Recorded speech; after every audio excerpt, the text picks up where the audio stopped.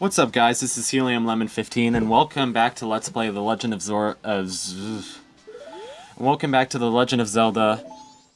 How can I salvage that, you know? Welcome back to The Legend of Zelda Majora's Mask. This is part 9. Today is still Tuesday, April 24th, and I'm on a boat. I'm on a boat with T-Pain. Take a good hard look at this boat because it's going through a river and I can't do anything about it. Heart of Darkness. The river. Mr. Kurtz. I felt the growing darkness as the river went down the river. And then I heard, like, the distant voices of savages, and it was like something deep, dark inside men's human. I'm sorry. Just, if anybody's read that book, and I'm sure many children have had to read that book for school, I don't know, some people like that book, but I just remember reading an essay by Chinua Achebe, the author of Things Fall Apart, just kind of exposing how racist the narrative of that book actually is. Now you can see how purple the water actually is. And so, sorry if I'm talking about things in past tense, but this has already been edited and I'm doing this in post, because I just feel comfortable doing that. Especially, I don't know, especially because I'm in school. But I just feel comfortable editing things and doing post-commentary over it. Anyway, here's kind of like the back half of the swamp. I could have and I should have disembarked at Deku Palace right away, but I wanted to see what reward I would get for taking a picture of the Octo. And so I could have potentially gotten some money for it, as you'll see in a moment. But then I was like, no, I need to get back to the palace, so I used it for another boat cruise instead. So, yeah, it was kind of a waste. I wasted your time, which I don't like to admit. Of course I don't like to admit it. It doesn't feel professional to waste your time.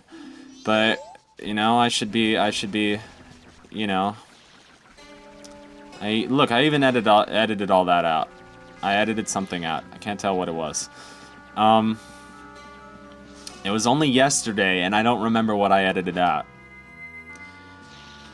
Anyway, yeah, I'm talking like a perfectionist, when really, I don't know, Let's Plays should be somewhat genuine. You should, like, feel like you're sitting next to somebody, playing the video game with them, and just kind of, like, hanging out with them. But it should also be semi-professional, like, in this day and age, like, it needs to be edited, and it needs to be somewhat, like, I don't know, charismatic, energizing thingy. I don't know, maybe that's just a testament to people's dwindling attention spans. But, I'm gonna exit out of full screen just so I can see how much longer the video is, and that's not interesting at all. I miss Banjo-Kazooie. Banjo-Kazooie, I have it on N64. Let's hope I can play through it again. I haven't touched that game in probably a little over a year by now. And, yeah, my N64 needs to be constantly used, or else the controller will get really sticky. Or maybe it's just an old controller and, you know, I bought it in 2012. It's gonna be a third-party controller. Well, is it a third-party controller now? I'm pretty sure it's a third-party controller, and it's just when you buy a retro game system in like 2012, which is when I bought my N64. You're gonna have problems with it. Anyway, I remember playing through Banjo-Kazooie for the first time, and when I got up to Mad Monster Mansion, my save file was gone. And I was like, excuse me. And then I realized that N64 cartridges rely on battery power to save, which is one of the most bizarre mysteries of life you'll ever encounter. And now I'm remembering that fact, I'm kind of paranoid to play the game again. Otherwise, I would be completely fine with playing it again. Like, I need to go back and play that. It's very nostalgic for me. Banjo-Kazooie is just one of those games, like, it's... I mean, I still think of it as, like, a pretty... just a very, like, rich and colorful world.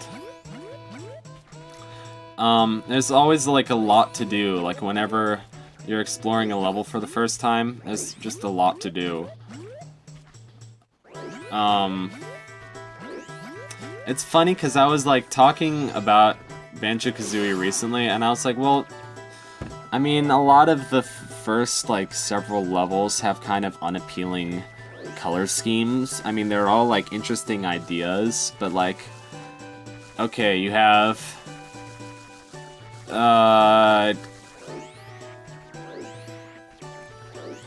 Treasure Trove Cove, which is mostly sandy. You have Clanker's Cavern, which is mostly metal and water, and a little bit of red. You have Bubblegloop Swamp, which is black and green. Freezeezy Peak is, like, you know, it's a snow level, and I like bright colors. So... and then... I think Mad Monster Mansion and... Mad Monster Mansion is very, like, dark color scheme-wise. But I think it's cool enough, and it's colorful enough and cool enough of an idea that it holds your attention. I don't know, I think that might seem like something random to complain about, the color scheme of a game, but like, it sticks in your memory. Like, if And Yet It Moves had a different color scheme, then I would not have like the same kind of feeling about the memories that of playing And Yet It Moves. I don't know. But yeah, Banjo-Kazooie is just a good game. It's just a fun platformer, and it's fun to explore, and it's fun characters and fun music, and it's one of those things. It's just like you should appreciate it not for how like BAFTA award-winning of a game it is, but like just how nostalgic it is. Except I still feel like it's a good game. I mean, come on, are today's games that groundbreaking besides, like, indie games with, like, weird mechanics? I don't know. Was Zelda Breath of the Wild, like, groundbreaking? I mean, it took the aspects of, like, a game like maybe Skyrim or something, and just, like, added Zelda characters. I like it. I think it's a good idea. Like, it doesn't like I've said earlier about Zelda Breath of the Wild, it doesn't feel like a Zelda game to me, but like, okay, at some parts it does. For the most part, it doesn't quite feel the same as a Zelda game like this. Ah! Yeah, fail montage. It doesn't... Breath of the Wild doesn't feel quite the same, but like, the visuals are so gorgeous that they kind of just make up for that. So I failed a lot at this particular task. This is optional. This is for a heart piece, so apologies. Also, this is a lot easier to do at night, because at night you can see like little trails of white dots that honestly make these Deku things look like pea shooters from Plants vs. Zombies. But it'll be like, oh, that's their line of sight, and it makes it much visually clearer to know like how to avoid them. So I did not do that. I did this at day, and therefore like took many tries to do it. But I don't know, I always liked stealth sections. Even though they're super frustrating, I always liked the stealth section in Ocarina of Time, where you have to sneak around in the garden. It's cute. Like, it's like, at the beginning of the game, everything feels super innocent. It's got that fun little music that you don't hear anywhere else in the game. This is harder. Or somewhat harder, and it's like, I don't know. Okay, it's not that hard. I stink at it. I like the music though, but the music, like, I got tired of the music while I was playing this just because I was failing so much. But come on, yeah, dance. It's got like kind of a quasi, I don't know what it's going for, Middle Eastern maybe? Maybe African, well, maybe Middle Eastern, but like very like fake Disney-fied Middle Eastern. Or like Europe, generic European, I don't know. But like, yeah, with the percussion. You know, it's another cool track that has like similar kind of Middle Eastern-ish percussion. It's the Stone Tower Temple music. It will be hard for me to hide my excitement. I'm just very excited to just get to the Stone Tower Temple because it's such a cool place. It's just like the feeling is so epic when you finally get there. Anyway, we finally got the Piece of Heart. And we have a fourth heart container. Fourth heart container. Boom, boom, boom, da, da, da. Fourth heart container. A fourth heart container. Get caught on purpose so that I can escape this dungeon of a place. Dungeons are my favorite enemy in a Zelda game. Can't wait for the dungeons of this game. Some of them get pretty hard, and I must admit at this point that I've never done some of them without a walk through Zelda Dungeon, or one of those similar websites. Zelda Dungeon is a good website. I used to visit it a lot, cause I am and will always be a huge Zelda nerd.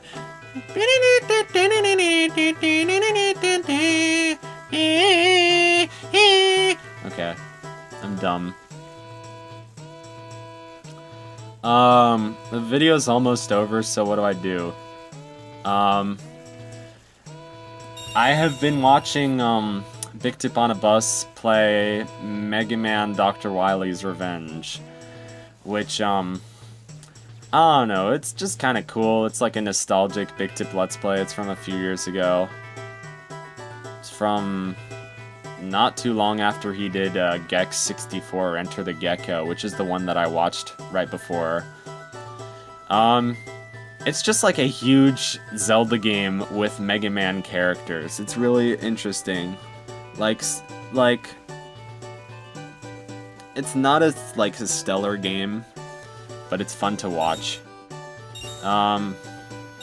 So I thank you all for your time, and I'll see you in the next video where we'll play some more Zelda Majora's Mask. Oh no, we're in a cave.